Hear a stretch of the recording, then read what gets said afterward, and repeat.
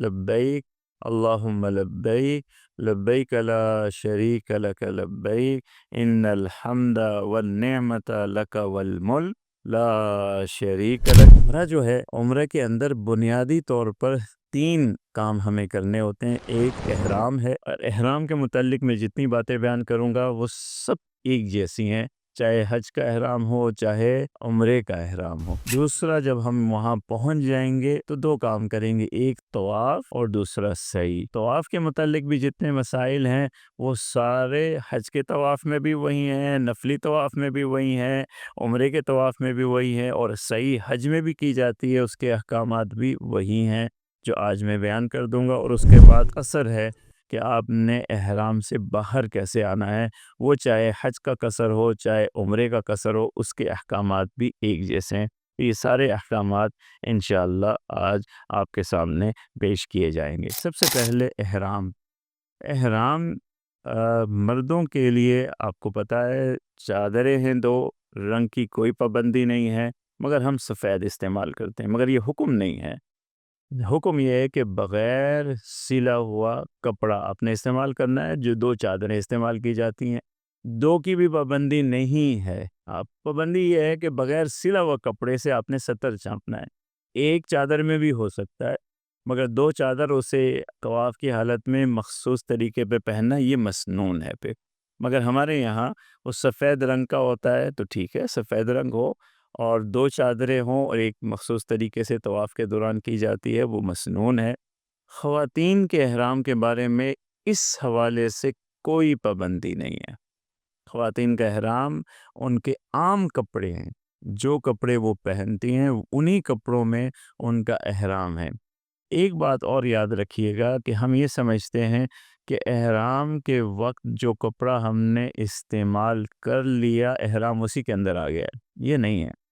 احرام پابندی کا نام ہے کہ آپ نے بغیر سلی چادر لینی ہے، اللہ تعالیٰ نے آپ کو دیا، ایک ہی سفر میں 10 چینج کر دیں، کوئی مسئلہ نہیں ہے۔ ہر 15 منٹ بعد آپ چادر تبدیل کر دیں، کوئی مسئلہ نہیں۔ ہماری بہنیں ہر آدھے گھنٹے بعد کپڑا چینج کرتے ہیں، کوئی مسئلہ نہیں۔ ان کپڑوں میں احرام نہیں ہے، پابندیوں میں احرام ہے۔ جو پابندیاں آپ پہ لگی ہیں، کپڑے آپ چینج کر سکتے ہیں۔ تو یہ سب چیزیں اگر میں اس لیے کہہ رہا ہوں کہ آپ کی اجنبیت ختم ہوگی، خوف ختم ہوگا۔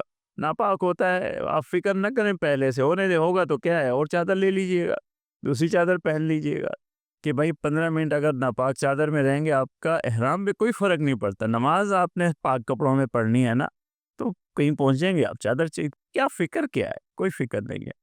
تو احرام آپ نے جو کپڑے پہن رکھے ہیں ان کپڑوں میں نہیں ہے، وہ آپ چینج کر سکتے ہیں، جتنی مرتبہ چاہیں چینج کر سکتے ہیں، کوئی حرج نہیں۔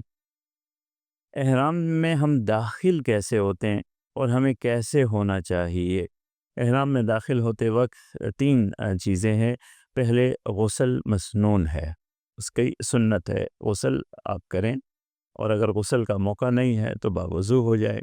اس کے بعد آپ احرام کی چادر یا کپڑے جس میں آپ رہنا چاہتے ہیں وہ پہن لیجئے، اور وہ سارے کپڑے اور جو مردوں کے لیے ممنوع ہیں وہ اتار دیجئے۔ اس کے بعد دوسری سنت اس کی یہ ہے کہ 2 رکعت نماز پڑھی جائے اگر وقت ہے، تو یہ اس کی سنت ہے احرام میں داخل ہونے کی۔ 2 رکعت نماز نفل آپ پڑھیں گے، اور اس کے بعد جو اللہ تعالیٰ سے دعا کرنی ہے۔ مگر یہ سارے کام کرنے کے بعد آپ نے احرام کے کپڑے بھی پہن لیے، پہلے غسل کر لیا، پھر احرام کے کپڑے پہن لیے، پھر 2 رکعت نماز پڑھ لی، سنتیں ساری آپ نے ادا کر لی، مگر ابھی تک آپ محرم نہیں ہوئے، محرم نہیں ہوئے۔ احرام ان سارے 3 کام کرنے کے بعد جب آپ نیت کریں گے عمرے کی، اور اس کے بعد تلبیہ پڑھیں گے، لبیک اللہم لبیک لبیک لا شریک لک لبیک ان الحمد والنعمت لک والملک لا شریک لک، اس کو تلبیہ کہتے ہیں۔ جب یہ پڑھ لیں گے اب آپ حالت احرام میں داخل ہو گئے، اب آپ کے اوپر وہ ساری پابندیاں لگ چکی ہیں جو حالت احرام میں لگنی تھی، اور اس وقت تک آپ حالت احرام میں رہیں گے جب تک کہ آپ عمرہ نہیں کر لیتے، یا حج کا احرام ہے حج نہیں کر لیتے اور اس موقع پہ نہیں آ جاتے جب آپ قصر کر کے بال کٹوا کر کے احرام کی حالت سے باقاعدہ باہر نہیں آ جاتے، اس وقت تک آپ حالت احرام میں ہیں۔ تو میں دوبارہ عرض کر دوں، احرام کی حالت میں داخل ہونے کے لیے پہلی سنت یہ ہے کہ آپ صفائی ستھرائی کریں، مستحب یہ ہے صفائی ستھرائی کریں، ناخن وغیرہ کاٹ لیں، بال وغیرہ کاٹ لیں، اور اس کے بعد غسل کر لیں۔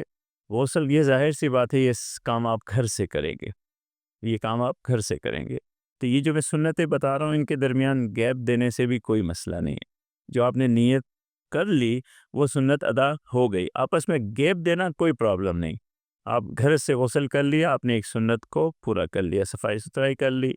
اب آپ ایئرپورٹ آ کے احرام کی چادر پہننا چاہتے ہیں، گھر سے پہن کے چلے ہیں، آپ کی مرضی اور سہولت کے مطابق ہے۔ آپ نے ایئرپورٹ پہنچ کے سارے کام اپنے نمٹائے، بورڈنگ کارڈ لے لیا، وقت ہے آپ پھر وہاں کپڑے پہن لیجئے، ٹھیک ہے، آپ نے کپڑے پہن لیا، وہاں 2 رکعت نماز پڑھ لیجئے، آپ نے دوسری سنت ادا کر لی، ٹھیک ہے۔ پھر بھی آپ فاصلہ دے سکتے ہیں کہ ٹھیک ہے میں نے نماز پڑھ لی، سنت ادا ہو گئی، نیت جا کے میں جہاز کے اندر کروں گا جب جہاز اڑ جائے گا، کوئی حرج نہیں ہے، آپ بیچ میں وقفہ دے سکتے ہیں۔ تو نیچے آپ نے نماز پڑھ لی، آپ جب جہاز میں سوار ہو گئے، جہاز روانہ ہو گیا، تب آپ دعا پڑھتے ہیں، یا اللہ، نیت جسے ہم کہتے ہیں کہ یا اللہ میں عمرے کا ارادہ کرتا ہوں، اس عمرے کو میرے لیے آسان فرما دیں اور اسے قبول فرما لیں۔ تو اللہم انی ارید العمرۃ فیسر لی وتقبلها منی، یہ عربی کے الفاظ ہیں، اردو میں کہیے، اللہ تعالیٰ سارے زبانوں کا خالق ہے، کوئی فرق نہیں پڑتا۔ آپ یہ جب نیت کر لیں گے اور پھر پڑھیں گے 3 مرتبہ، عورتیں آواز پست رکھیں گی، مرد اونچی آواز سے پڑھیں گے، لبیک اللہم لبیک لبیک لا شریک لک لبیک ان الحمد والنعمت لک والملک لا شریک لک۔